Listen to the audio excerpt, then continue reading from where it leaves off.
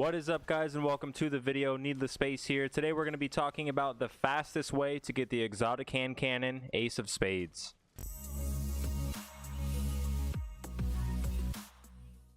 Welcome to the channel where we do fast, efficient guides that get straight to the point. If you can appreciate that, please leave a like on the video and subscribe to the channel.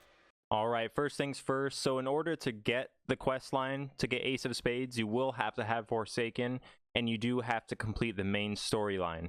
Now, once that's out of the way, all you need to do is head to the tower and speak to Banshee 44 to pick up the quest. So just a heads up, the first few steps, you're going to need a hand cannon to complete them. And I highly recommend picking up spare rations, as it does really well between PvE and PvP activities. But if not, just about any hand cannon will do just fine. Just work with what you're more comfortable with. So the first actual step is to take a hand cannon into the gambit and kill enemies and invading players.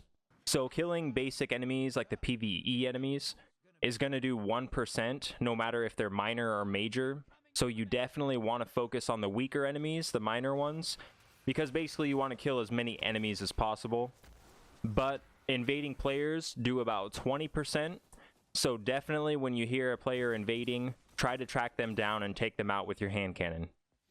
Now, the next step, you're going to use your hand cannon to kill 250 enemies in strike missions. Now, this can be individually selected strikes or strikes that are part of the playlist. So you might as well knock out one of the milestones if you haven't got it yet for the week in the Nightfall Ordeal or the regular playlist.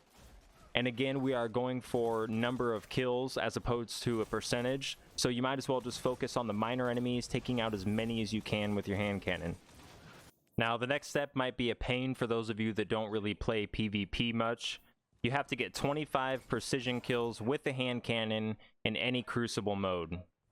Now, this can be over multiple matches, of course, so just take your time, relax, and try to get those precision kills. Alright, so this next step has us going around the solar system, finding 4 different chests left by Cade 6 himself. So the first one we're going to locate is on Io. Jump into the Lost Oasis landing point, and head straight up north towards the Terra base. Now, once you hit the Terra base, and you get into the big open area with all the enemies, you're going to want to head towards the left-hand side, and go through that doorway that's in the cliffside. Now, from here, the path is fairly straightforward. It's going to take you into some mines, and when you get into the next big open area with some enemies, head into the doorway to the left that's lit up.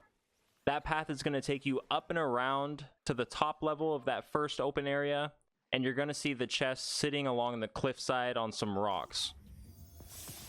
The next chest location is going to have us heading to Nessus, specifically in the Exodus Black landing location.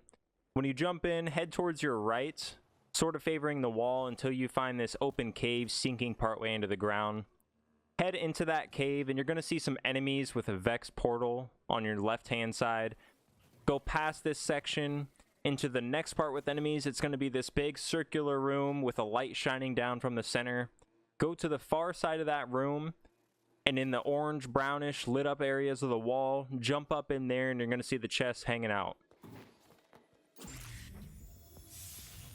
Alright, guys, so the next chest is going to take us to the Tangled Shore. Jump into the Thieves Landing area and head west towards the Jetsam of Saturn. Now hug the left-hand side on the wall, and you're going to see this path that kind of heads south into this little ship structure. The path from here is going to be pretty straightforward. You're going to come into this big open area with some shrubbery hanging along the walls and enemies shooting at you. Go past these guys. You're going to work your way through some smaller tunnels into another big opened up area, and the chest is going to be on the far left-hand side, kind of hugging the rock wall.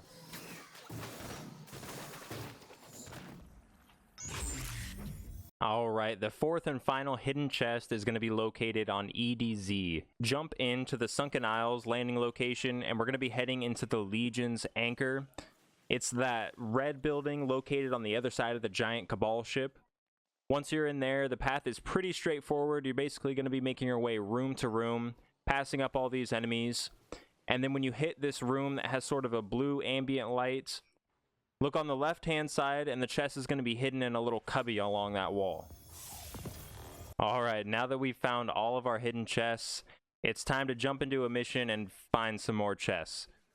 No, but I'm just kidding. These ones are much easier to locate. It's going to be pretty straightforward. Just go along killing enemies. And the key here is going to be to pay attention to this little notification that pops up on the left telling you when you're near one of Cade's caches. If you see this little notification pop up, just do some searching around until you find a glowing chest somewhere nearby. And you're going to end up having to find 10 of them all together. A lot of them are going to be located above you, higher up, just a heads up. And once you complete this mission, all you're going to have to do is head back to the tower and pick up Ace of Spades from Banshee 44. Again, if you can appreciate guides that get straight to the point and help you finish as fast as possible, please leave a like on the video and subscribe to the channel. I hope you guys enjoyed this video, and I'll catch you next time. And as always, good luck and have fun.